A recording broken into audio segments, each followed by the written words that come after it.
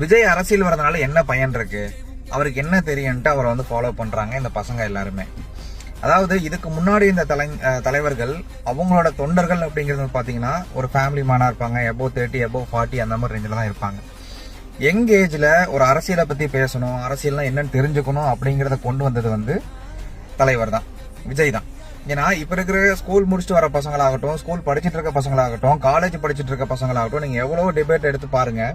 இந்த காலேஜ்ல இருக்கக்கூடிய பசங்க அது நல்லது, சப்போர்ட் பண்றாங்க, சப்போர்ட் பண்ணல. பட் அந்த அரசியல் என்ன அப்படிங்கறது வரணுமா வேண்டாமா, ஏன் இருக்காங்க அப்படிங்கறத பத்தி பேசுறதுக்காகவே என்ன பண்றோம் அப்படின்னா இந்த பசங்களுக்குள்ள அந்த அரசியலுங்கிறது வருது. அப்ப இப்பவே வந்து அந்த அரசியல் வந்து தெரிஞ்சுக்கிட்டாங்க அப்படின்னா இன் ஃபியூச்சர்ல அவங்க ஒரு ஃபேமிலி மேனா ஆகும்போது, இல்ல அவங்களுக்குன்னு ஒரு பொறுப்பு வரும்போது இந்த அரசியல் அப்படிங்கிறது அவங்களோட சேர்ந்தே வரும்.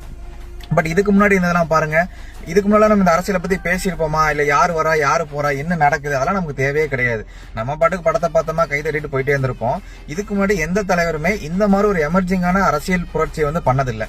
அதனால விஜய்க்கு சப்போர்ட் பண்ணணும்னு நான் சொல்றேன். இது என்னோட பாயிண்ட் ஆஃப் வியூ.